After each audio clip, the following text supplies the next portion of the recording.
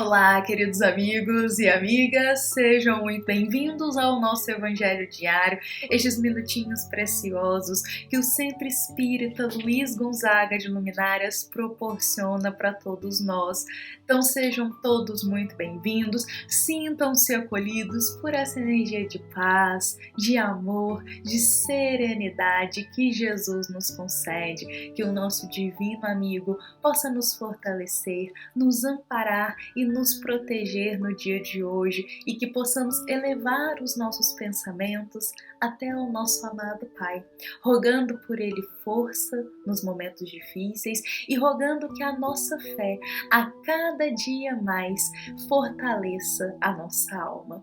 Bom, meus queridos amigos e amigas, hoje nós estamos finalizando a nossa semana de reflexão da passagem Ressurreição e Reencarnação, que foi uma semana que nós dedicamos a passar pelos 17 itens dessa passagem, analisando e estudando cada um deles. E por isso hoje nós chegamos ao final, por isso nós vamos convidar a todos para a gente ir lá nos itens 10 a 17 do capítulo 4 do Evangelho segundo o Espiritismo, da passagem Ressurreição e Reencarnação. Hoje é o nosso último dia, nós começamos lá na parte estudando a diferença dos termos ressurreição e reencarnação, passamos pela história do Cristo com Nicodemos, momento em que Jesus diz que todos nós precisamos nascer de novo se queremos ver o reino de Deus, e hoje nós chegamos em uma parte da nossa passagem que vai nos rememorar aí alguns trechos, alguns fragmentos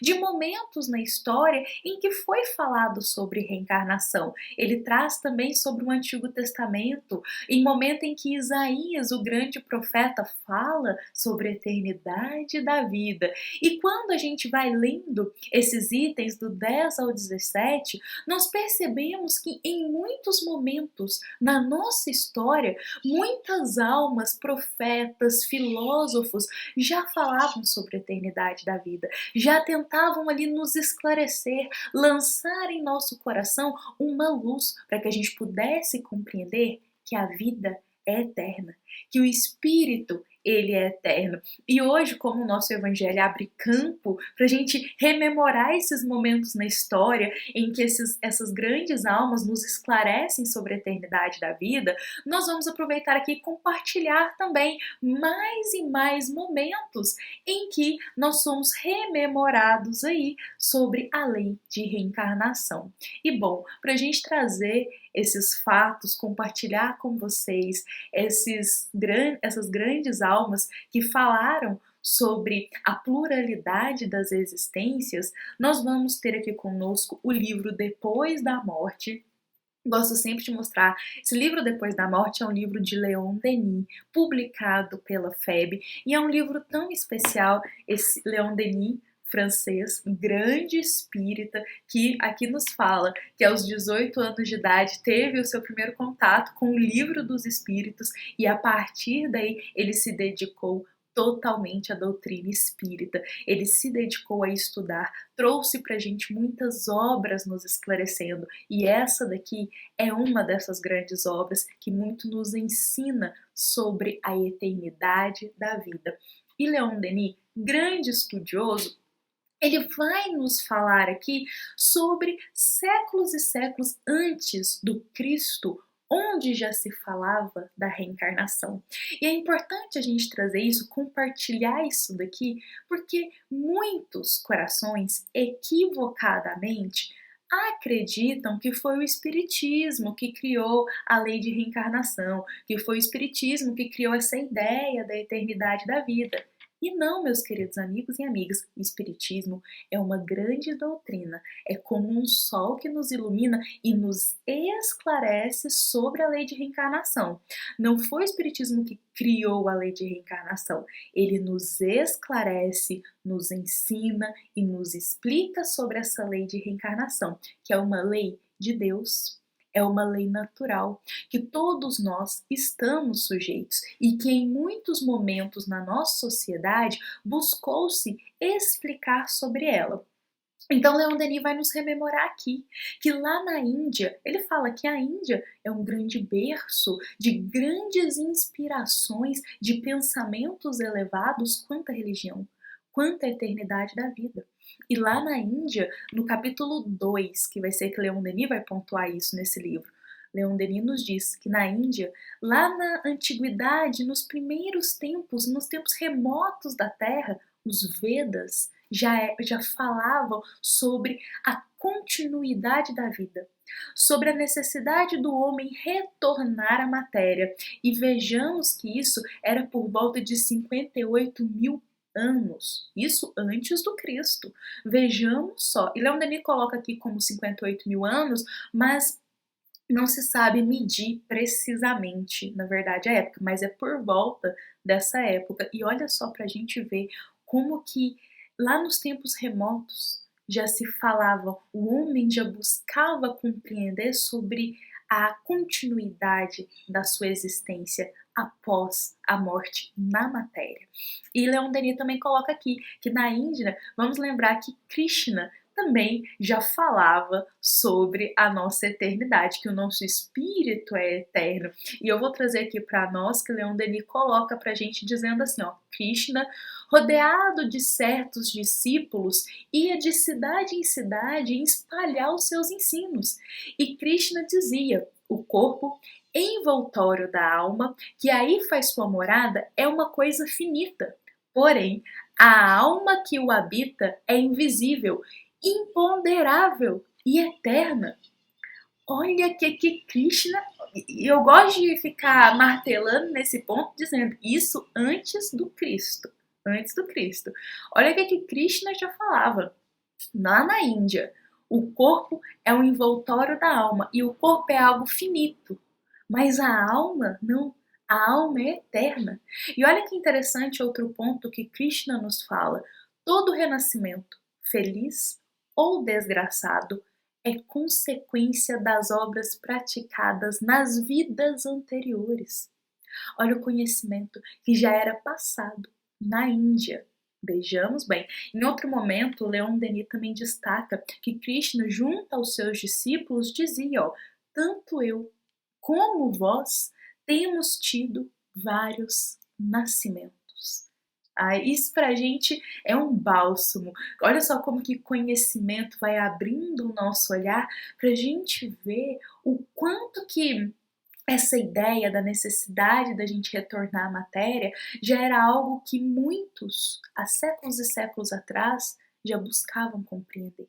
E Leon Denis pontua pra gente, não só na Índia, mas também no Egito e na Grécia, eles já falavam sobre isso, sobretudo na Grécia, os grandes filósofos, Platão, Aristóteles, Pitágoras, eles já buscavam compreender sobre essa questão da alma, do corpo, o que seria a alma, o que seria o espírito, sobre a eternidade, sobre o retorno da vida. E aqui Leon Denis pontua para nós nesse livro que no tempo de Orfeu, na antiga Grécia, olha o conhecimento que eles passavam nessa sociedade. Olha, quando as almas voltam ao espaço, trazem como hediondas manchas todas as faltas da vida estampadas no corpo etéreo. E para apagá-las, cumpre que espiem e voltem à terra. Olha, isso aqui que já era passado no tempo de Orfeu, na Grécia Antiga, o que nos rememora isso? A lei de causa e efeito. Olha, para apagá-las, essas manchas que a gente carrega da nossa jornada, para a gente apagar elas, cumpre que a gente precise retornar à Terra e espiar. Ou seja, precisamos retornar à matéria, passar pelas nossas provas, pelas nossas expiações, para ir nos purificando e purificando o nosso espírito. Preciosidade esse ensino aqui. Então, Leon Denis vai nos explicando que em muitas sociedades esse ensino já era disseminado.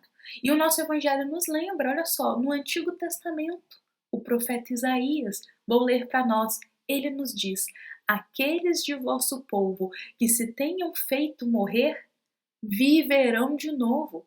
Aqueles que estão mortos ao redor de mim ressuscitarão. Olha só, o profeta Isaías, viverão de novo, falando da nossa necessidade, igual Cristo em conversa com Nicodemos disse, é preciso que nasça de novo. Para ver o reino de Deus é preciso nascer de novo. Então a gente vê aqui muitos estudiosos, profetas, filósofos falando sobre a eternidade da vida. Só que era uma forma que a gente diz assim, que ainda não tinha como comprovar, que não tinha como com exatidão explicar como isso se daria, como na época dos judeus do Cristo que acreditavam no retorno do homem à matéria, mas eles não sabiam explicar como isso se daria. Só que com a chegada do Consolador prometido, que é o Espiritismo, nós temos aí um raio, uma luz que nos clareia a visão, que tira esse véu dos nossos olhos, que deixava a nossa visão um pouco turva para entender sobre a reencarnação. O Espiritismo vem nos explicar, elucidar, nos ensinar sobre a reencarnação.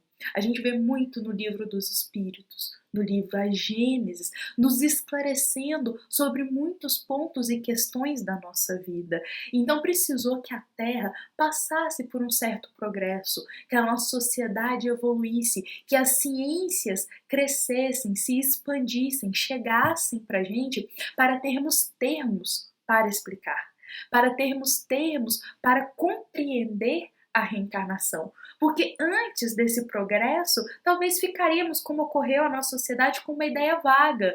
Sim, a gente precisa retornar, mas a gente ainda não sabe explicar como isso se dá. Só que com o Espiritismo, por que ficou tão marcado ser o Espiritismo? Porque é ele que nos explica, que nos ensina, que mais nos elucida sobre os fatos que envolvem essa lei natural, que é a lei da reencarnação, e outras leis que também envolvem a reencarnação, como a lei de causa e efeito.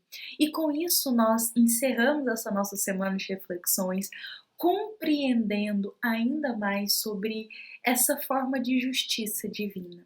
Porque Deus é tão misericordioso, Deus é tão bondoso, que Ele sempre deixa uma porta aberta para os seus filhos, para que eles tenham a chance de retornar à matéria, fazer diferente, porque a lei de reencarnação é uma chance, é uma oportunidade que todos nós temos de progredir, de evoluir e de crescer espiritualmente. Olha como que é uma dádiva, é um presente para todos nós e realmente retornar à matéria é um educandário, é uma grande escola, é um momento em que o nosso espírito mais vai aprender, mais vai trabalhar e é passando pelas provas, pelas expiações, pelos desafios da vida, cumprindo as nossas missões, que nós vamos progredindo. Bom, meus queridos amigos e amigas, encerramos a nossa semana de reflexões, lembrando aqui que hoje nós passamos por esses diversos autores, esses momentos na nossa sociedade, passando pela Índia, a Grécia, o Egito, onde já se falavam sobre a eternidade da vida, até o momento que a gente chega no Consolador prometido, que é o Espiritismo, que vem nos elucidar ainda mais sobre a reencarnação, que é um presente de Deus, que concede uma justiça para todos nós que um dia falhamos, termos a oportunidade de progredir, de nos corrigir, de aprender e de nos aperfeiçoar. Bom, meus queridos amigos e amigas, tenham todos uma excelente sexta-feira, um excelente dia. Nos encontramos aqui amanhã para a gente começar um novo tema, uma nova reflexão. Convido a todos para a gente estar aqui amanhã às 7h30. Essa foi uma mensagem do Centro Espírita Luiz Gonzaga de Luminárias a todos os corações que nos ouvem, que nos acompanham. Fiquem em paz, que assim seja.